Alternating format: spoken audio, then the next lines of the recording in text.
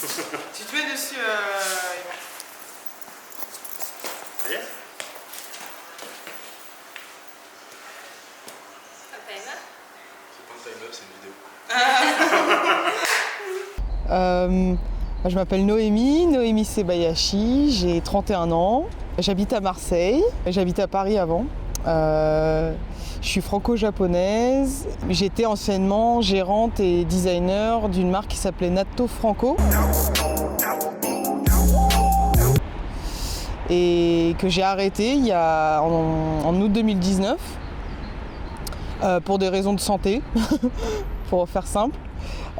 Puis parce que j'avais peut-être aussi envie de passer à autre chose, mais voilà, la marque en fait principalement elle parlait de ma double identité franco-japonaise, donc à travers des visuels, des graphismes qui tournaient autour d'inspiration de l'ère Showa en fait, c'est donc plus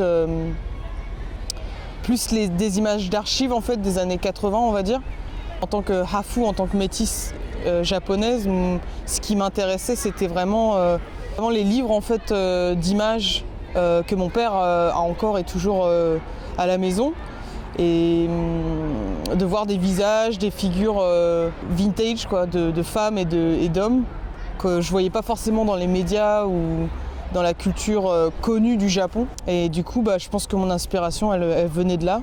Des vieux magazines de mode où les femmes elles étaient bronzées, elles avaient des cheveux un peu volumineux, elles n'étaient pas aussi on va dire genrées qu'aujourd'hui au Japon. Les femmes aujourd'hui au Japon elles sont très blanches, les cheveux très raides, elles ressemblent à des petites filles, enfin voilà, dans les années 80 c'était beaucoup plus libéré, même dans le monde occidental aussi c'était pareil.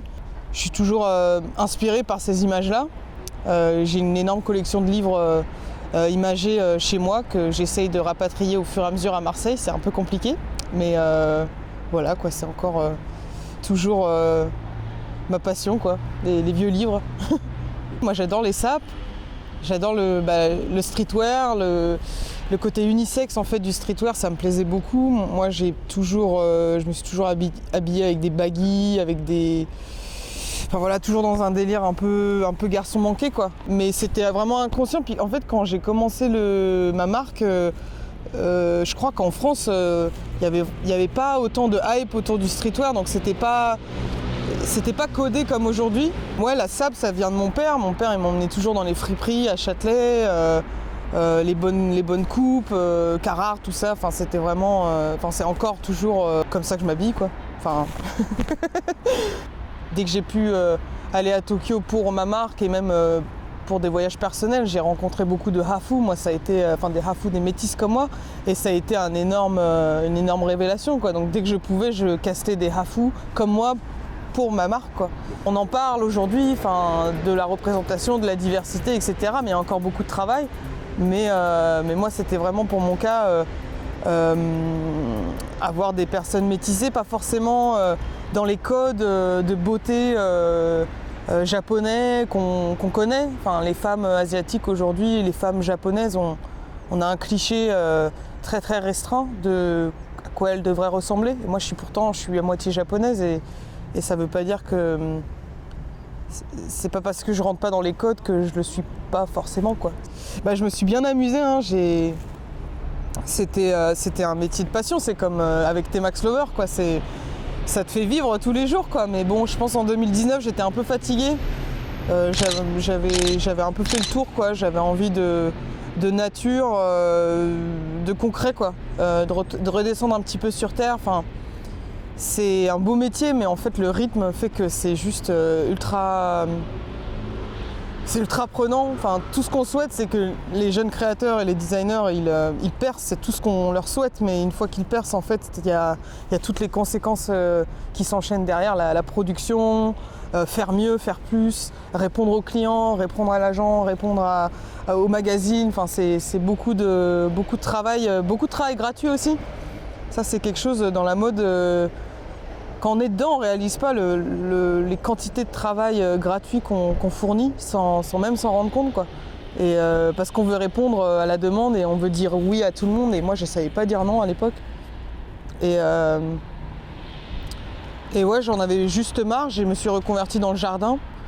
J'ai passé un CAP jardinier paysagiste et pendant 2 ans, j'ai fait de la ferme urbaine, je suis devenue éducatrice en ferme urbaine. Donc j'ai appris voilà, toute la biologie, toute l'agronomie autour de l'agriculture et ça m'a énormément fait de bien. Il y a eu le Covid aussi qui en a rajouté une couche, mais ouais, j'avais besoin d'une petite pause un peu pour peut-être revenir plus sereinement et sans pression, quoi. Je sentais que maintenant que je m'étais bien installée à Marseille, que j'avais un peu tout mis en place, je me sentais pas encore toute seule de prendre l'initiative de refaire un projet artistique, mais pourquoi pas en collaboration. Et quand tu m'as appelé, j'ai trouvé que c'était... moi, ça m'a super touchée, ça m'a grave touchée. Et puis quand tu parles de T-Max, quand tu parles de Yamaha et de toute cette identité autour de la culture otaku, moi je te disais, t'es comme un Jap parce que t'es un passionné d'une chose, de T-Max.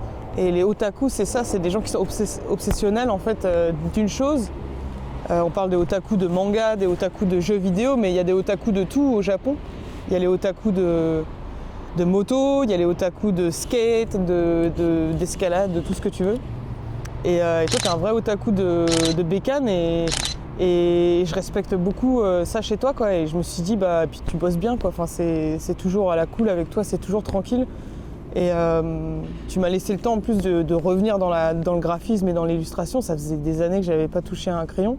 Puis j'ai travaillé mes kanji aussi, j'ai pas mal recherché le style d'écriture pour le visuel et franchement là on vient de finir de shooter, je suis juste trop contente, quoi. Et ouais, ça s'est fait de manière très fluide, quoi. Moi j'ai adoré travailler sur les visuels.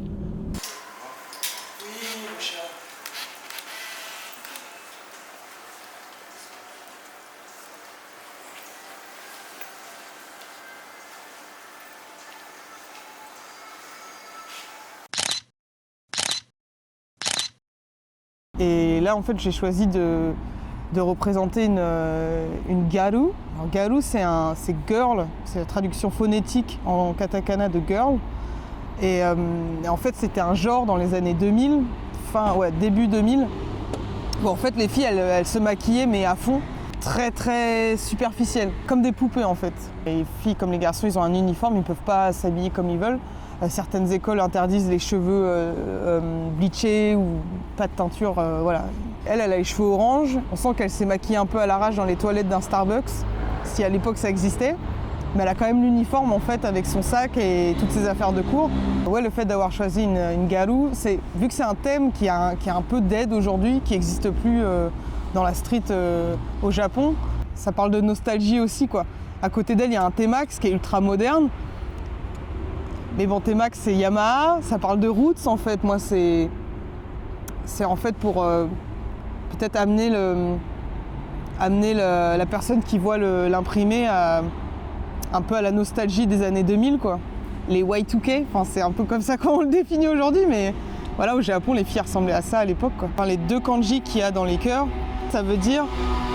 C'est une expression qu'on disait plus dans les années 80, mais en fait ça veut dire la fille qui aime la vitesse. Dans des films ou dans des mangas, voilà, c'était une expression en fait, et c'est vraiment vintage, on le dit pas aujourd'hui, mais c'est pour ça que c'était un petit peu un clin d'œil sur l'époque, quoi. La kiffeuse de vitesse, c'est la fille avec son T-Max. J'espère qu'on va aller au Japon ensemble,